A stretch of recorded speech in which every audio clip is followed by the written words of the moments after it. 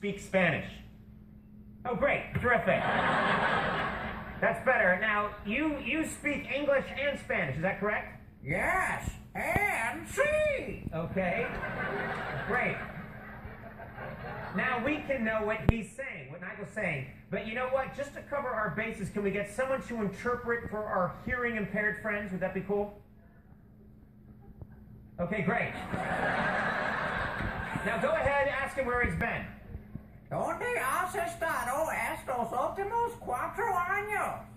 Bueno, yo me sentía inquieto y quería... I was feeling restless and wanted to see the world. So I flew down to South America and bummed around for a few years.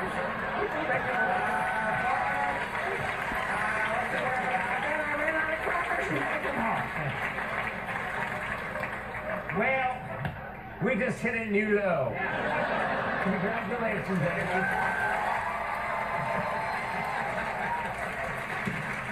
We can go lower. Shut up.